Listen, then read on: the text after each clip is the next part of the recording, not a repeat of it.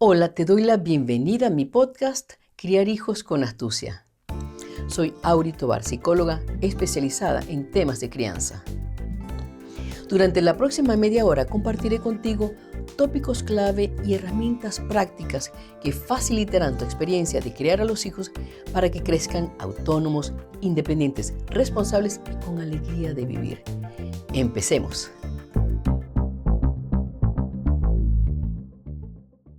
En el episodio de hoy voy a hablar de un tema que considero central en la crianza y es cómo manejar las emociones de tus hijos y cómo manejar las tuyas propias mientras los crías. Para ello voy a hablarte de qué son las emociones, cómo evolucionó el término de inteligencia emocional a través de estudios científicos y te voy a enseñar cómo el buen manejo emocional contribuye al bienestar y al desarrollo saludable de tu familia. Así que empecemos.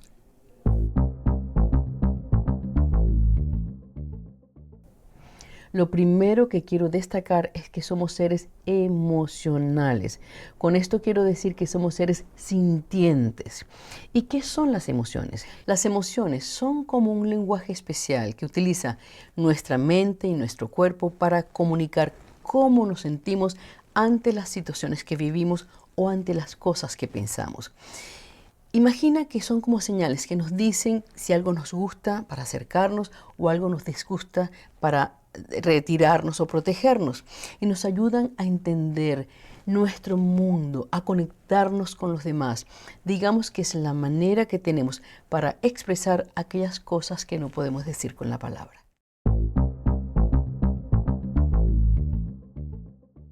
Siendo que los seres humanos pueden experimentar una larga lista de emociones, quiero concentrarme en las que yo considero son las 5 clave para expresarnos y comunicarnos con los demás.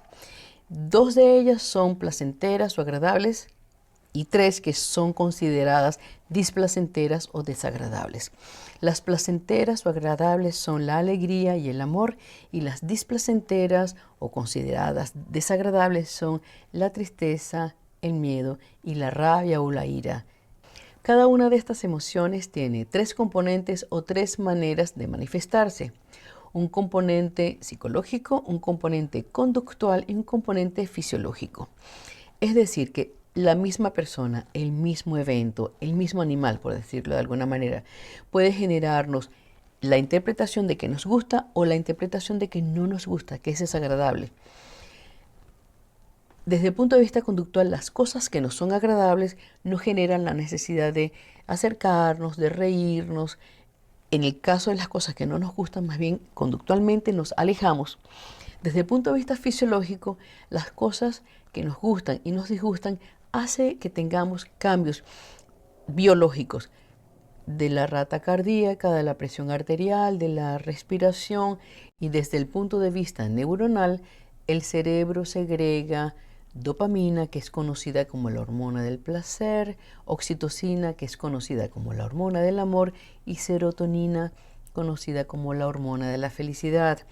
En el caso de aquellas cosas que nos causan displacer o que nos son desagradables, entonces el cerebro segrega cortisol, que está considerada la hormona del estrés, o da la orden, esa zona del cerebro encargada de controlar las emociones, da la orden a las glándulas suprarrenales para que se segregue adrenalina, que invade el cuerpo en los momentos de miedo sobre todo. Que por cierto, el miedo es una emoción que nos conecta con la parte más primitiva desde el punto de vista evolutivo del cerebro. Cuando una persona siente miedo, reacciona como si fuera un reptil. Se paraliza, huye o ataca. Es por eso que cuando en la crianza las personas, los padres, las personas encargadas de criar a los hijos, someten a los hijos a través de mecanismos que les dan miedo, sus hijos no están pensando, están entrenando a sus hijos a simplemente reaccionar, a paralizarse, a huir. No los están haciendo pensar. En este sentido, yo digo que las emociones son como la digestión, son procesos fisiológicos. Y aquí me quiero detener un instante porque digamos que esta interpretación o este conocimiento de la emoción como algo fisiológico por lo general no se conoce. Cuando yo digo que una emoción es como la digestión, Es porque cuando nosotros comemos, primero que nada, al ver el alimento podemos salivar, nos puede gustar, podemos recordar algo en relación con el alimento. Digamos que ves un café que te están sirviendo cremosito con leche y te puedes recordar todas las veces que tú tomaste café o las situaciones en las cuales estuviste con otras personas tomándote un café.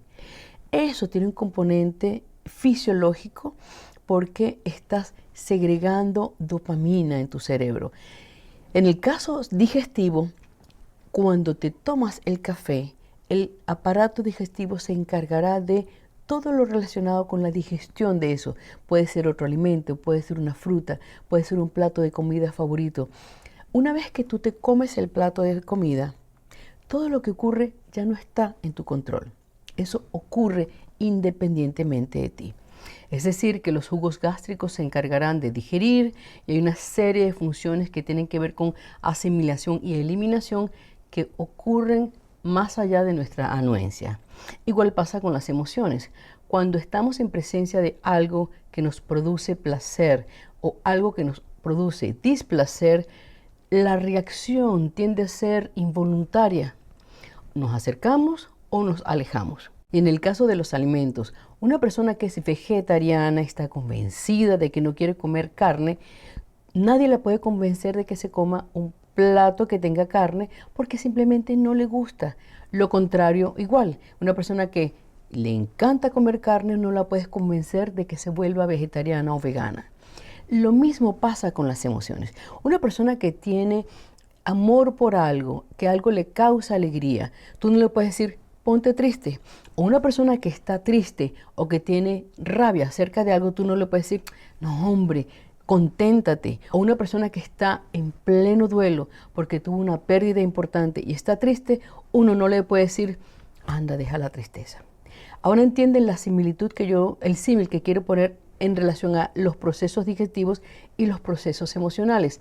En el caso de la digestión, que es el ejemplo que puse, todo está coordinado por el aparato digestivo.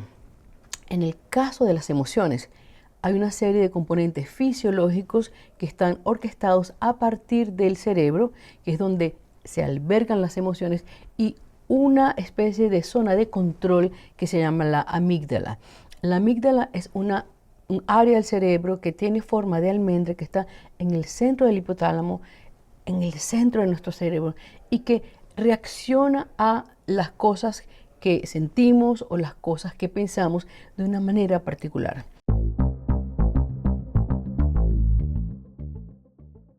Ahora bien, ¿cuál es la relevancia de saber que las emociones son procesos fisiológicos? En el caso de la digestión, cuando una persona come un alimento, hay una serie de funciones, como dije al principio, que se encargan de digerirlo, asimilar y eliminar. En el caso de las emociones, salen de manera natural, pero se pueden regular y eso se aprende. Uno no puede aprender a digerir más rápido o más lento, asimilar más o menos, pero en este caso de las emociones se puede aprender a, en vez de agredir cuando tienes ira, puedes decirlo de alguna manera particular. En vez de correr por pánico porque estás ante una situación que te causó muchísimo miedo, tú puedes aprender a respirar, a calmarte. En el caso de la tristeza, en vez de echarte a morir durante meses, la persona puede aprender a buscar mecanismos de autorregulación que le permitan seguir adelante. Eso es lo que hoy en día se denomina inteligencia emocional. Ahora, para entender el término de inteligencia emocional, vamos a ir un poquito a cómo se llegó a ese término. Me parece que es interesante que sepas ese recorrido.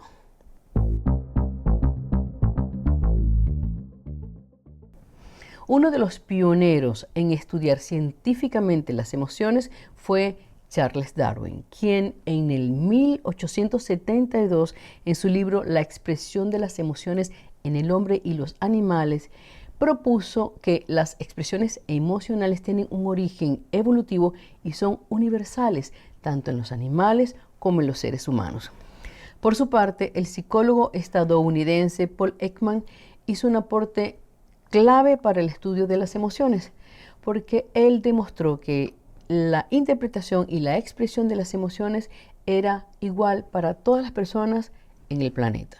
Él hizo viajes a países asiáticos y países occidentales y les mostró fotos a personas de distintas culturas, de distintas edades y de distintos países.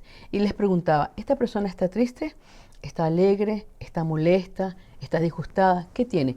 Y logró recabar la información de que las emociones son interpretadas, vistas de la misma manera independientemente de la cultura. Es decir, que una persona asiática y una persona occidental podía identificar que esa persona en la foto estaba triste, estaba alegre, estaba disgustada, etcétera, etcétera. Y en el siglo XXI, a través de los avances en la neurociencia, es posible saber mucho mejor qué es lo que está pasando dentro del cerebro cuando las personas experimentan ciertas emociones.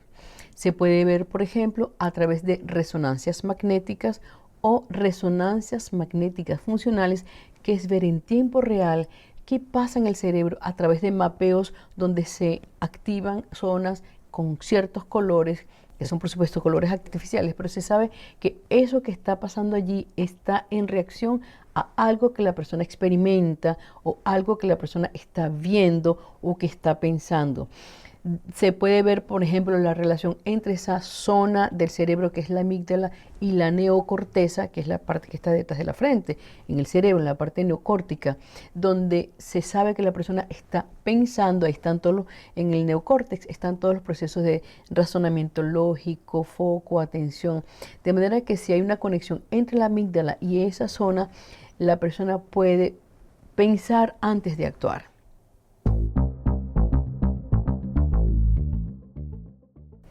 Y esto me da paso para hablarte del concepto de inteligencia emocional. Digamos que hasta el principio de los 90 nosotros sabíamos de inteligencia cognitiva o el coeficiente intelectual, pero no se hablaba de inteligencia emocional.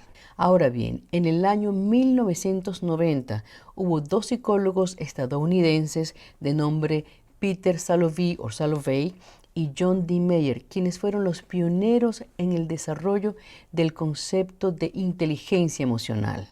Ellos publicaron en el 1990 un artículo llamado Emotional Intelligence, en el cual definen la inteligencia emocional como la capacidad para monitorear los sentimientos y emociones propios y de los demás, para discriminar entre ellos y para usar esta información en función de guiar el pensamiento y la acción. Con esto es la primera vez que nosotros estamos expuestos al término y al concepto de que la emoción puede ser regulada. Ahora bien, quien realmente internacionaliza el término de inteligencia emocional fue el también psicólogo estadounidense Daniel Goleman. En el año 1995, publicó el libro Inteligencia Emocional. Este libro se convirtió en un bestseller. Allí el mundo mundial completo se enteró de que existía este término, y en este libro él argumentó que la inteligencia emocional es tan importante como la inteligencia cognitiva o tradicional o el coeficiente intelectual. Y fue Goleman quien acuñó el término asociado a el éxito personal y el éxito profesional. Él expandió el concepto de inteligencia emocional, incluyendo habilidades como autoconciencia, autorregulación, motivación, empatía y habilidades sociales. Y tú te preguntarás, entonces hay que vivir en el amor y en la alegría todo el tiempo y no hay que tener miedo, tristeza o ira. Pues no. Yo quiero que tú veas las emociones como maestras. Nosotros somos seres emocionales, como decía yo al principio, y las emociones están allí para decirnos algo, para protegernos de las cosas que no nos convienen y para acercarnos de las cosas que sí nos convienen, incluso aquellas emociones consideradas displacenteras o no bienvenidas. Yo digo que las emociones son nuestras maestras. Veamos, el miedo existe para protegerte, para decirte busca huir, luchar o la manera de alejarte de algo que puede representar un peligro. Imagina por un segundo que la persona o tu hijo o tú no sientas miedo ante una amenaza. Eso sería peligrosísimo. Vamos a ver la ira. La ira es una maestra que viene a decirte, la rabia te dice, pon límites, di que no, pon un freno. La tristeza viene a decirte, pon una pausa, busca protección, busca cuidarte, cuídate. De manera que si nosotros vemos todas las emociones como aquellas que vienen a darnos placer o alertarnos de aquellas cosas que no son convenientes, podemos sacarle el mejor provecho. ¿Y cómo se le saca mejor provecho a esas emociones? Primero que nada, sabiendo cuáles son. Cuando tanto tú como tus hijos experimenta cualquiera de estas emociones, sean las que sean, es fundamental darles la bienvenida y decirle, nombrarlas y saber que están allí y poderlas disfrutar cuando están o hacer lo que hay que hacer cuando, en el caso de las que son displacenteras o no bienvenidas. Digamos que hay muchas personas que en un momento de amor o de alegría no son capaces de sentir ese amor y esa alegría porque están apurados, porque tienen que trabajar, porque la vida tiene que ser lucha, porque la vida tiene que ser difícil. Y justamente, aunque parezca mentira, nos gusta la alegría y nos gusta el amor, pero nos cuesta disfrutar momentos alegres y momentos de amor cuando están allí. De manera que el amor y la alegría hay que entenderlas, abrazarlas, darles la bienvenida. Las otras tres emociones hay que saber que están allí. Justamente cuando digamos que tu hijo tiene un arranque de molestia, un berrinche, una rabieta, validación emocional es un término que quiero acuñar ahora, es saber cuál es la emoción. No solamente que tú sepas cuál es la emoción de tu hijo o de tu hija, sino que tu hijo o tu hija sepa, yo estoy sintiendo esto. Uno de los elementos claves en esta conversación que quiero tener aquí contigo, en esta información que te estoy dando, es que la inteligencia emocional, que fue aquel término popularizado por Goldman, yo quiero darle otro nombre, porque somos o no inteligentes, a mí no me gusta el término, yo quiero saber que somos capaces de reconocerlo y podemos tener adecuación emocional. Es decir, que cuando viene la emoción, reconocerla y cuando la quieres expresar, hacerlo en su justa medida. La justa medida es, si tú sientes que algo no te gusta y te molesta, en vez de gritar, dilo. Y si no sabes decirlo en el momento de manera adecuada, poder tener la capacidad de retirarte, de pensarlo y de cuando vuelvas decirlo de manera adecuada al momento, a la persona, a la circunstancia. Eso lo puedes hacer tú con tus hijos y eso se lo puedes enseñar tú a tus hijos desde el modelaje, desde la empatía. Y cuando hablo desde la empatía es porque los escuchas, les preguntas qué sientes, qué tienes y decirle, te escucho, te entiendo. Tú pudieras o no estar de acuerdo con lo que quiere o con lo que dice.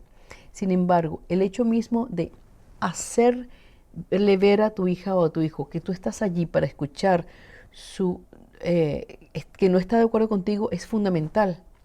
Fíjate que yo digo que nuestros hijos no tienen por qué hacernos caso, porque haríamos de nuestros hijos personas sumisas.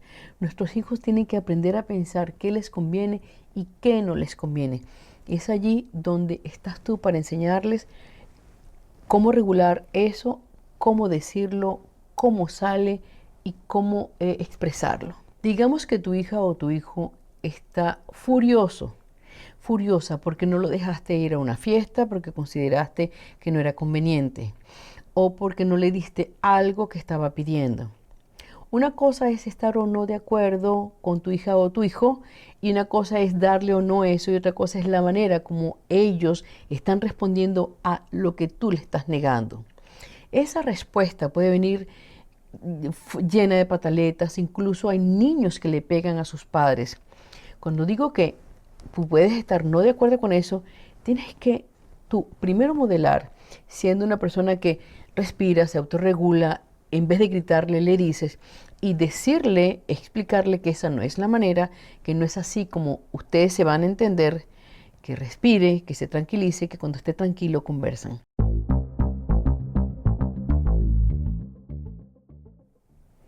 Hay un fenómeno fisiológico que quiero destacar acá y se llama secuestro amigdalar. Hablamos de que la amígdala es el centro de las emociones y coordina todo lo que está pasando desde el punto de vista hormonal.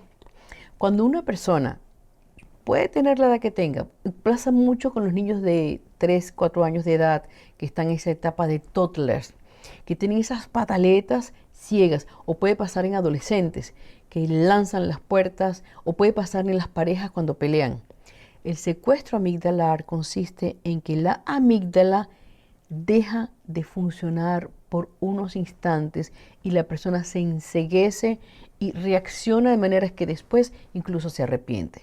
Que después la persona dice que yo no me reconozco habiendo hecho eso. Pero sí, en el secuestro amigdalar es cuando hay esos crímenes pasionales, es cuando las personas, los muchachos adolescentes patean las puertas, rompen puertas, donde hay riñas escolares terribles, en fin, donde las personas pueden matar. Un secuestro amigdalar es un estado de ceguera hormonal donde la amígdala es como que pasa un cortocircuito y no reacciona de manera regulada. Si tu hija o tu hijo tiene una reacción desproporcionada, recuerda que tiene un secuestro amigdalar o te puede estar pasando a ti. ¿Qué es lo que hay que hacer ante ese momento? Lo mejor es retirarse de la escena, reposarse, respirar y luego hablar más adelante, retomar la conversación más adelante. Esto es efectivo. Para que una amígdala se regule nuevamente, está comprobado que tarda más o menos 20 minutos. Es por eso que dicen, dame unos minutos. Hay personas que dicen, no quiero hablar ahorita, porque si voy a hablar, voy a decir cosas de las cuales me puedo arrepentir. Es más, cuando tú tengas a tu hijo o a tu hija en situación de secuestro amigdalar, que está lanzando pataletas, improperios, etcétera, etcétera, cálmate tú y dile, cálmate, vamos a tranquilizarnos, hablamos después. Es como cuando hay indigestión física, cuando la persona come algo que le va mal al estómago, vomita. La indigestión emocional es exactamente igual. Yo le llamo así, indigestión emocional. Ese secuestro amigdalar que hace que la persona vomite emociones, vomite cosas, diga cosas que después que salen, viene la calma y puede haber un momento ya de tranquilidad, porque ¿qué es lo que pasa desde el punto de vista cerebral? Que eso que era la emoción descontrolada en la amígdala pasa a la calma y el neocórtex, que es la parte donde se regulan las emociones porque se piensa, se razona, toma el poder y la persona dice o piensa de manera más calmada. Entonces, una recomendación para la validación emocional es, estás alterado, estás alterada, esperar que se calme. Incluso cuando estamos hablando de niños pequeñitos que están fuera de control, yo recomiendo que los padres, en vez de gritarles, en vez de alterarse ellos, baja el tono, respira tú, bájate en posición de manera que le puedas ver los ojos a tus hijos. Cuando tus hijos están gritando con los ojos cerrados, cuando una persona está con los ojos cerrados, manoteando, no está pensando, no está en sí. Espera a que abra los ojos, a que distienda los músculos, a que tome esa respiración que allí, seguramente 20 minutos después que hubo el secuestro amigdalar, la persona puede comenzar a hablar de manera más calmada, de manera más pausada.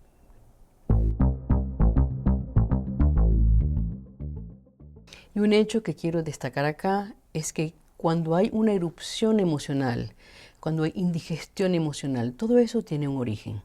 Hay que ir al origen para revisar qué es lo que lo está causando.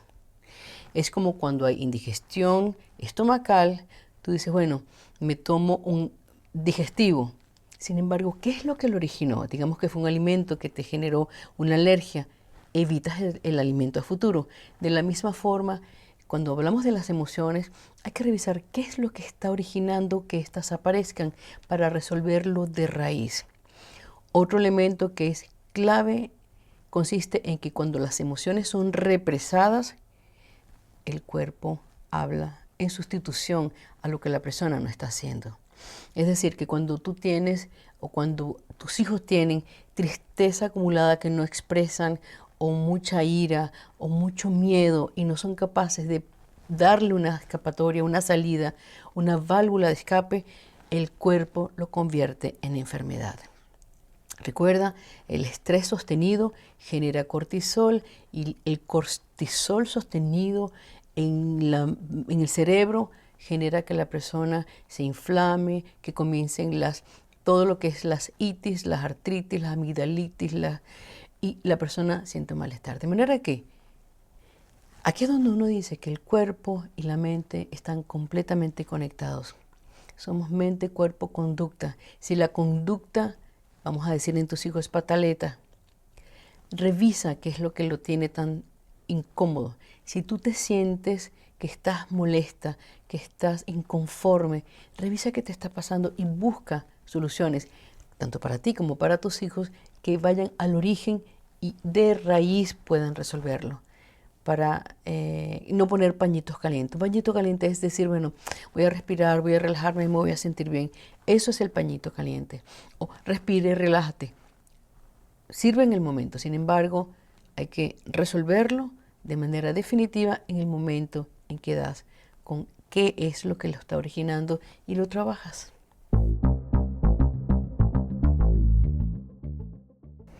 Ya para cerrar, el hecho mismo de que tú sepas cuáles son las emociones, qué es lo que pasa en el cerebro, qué es lo que pasa con las hormonas, qué es lo que pasa en el cuerpo, esta información te da la base para manejarlo mejor con tus hijos, para manejarlo mejor contigo.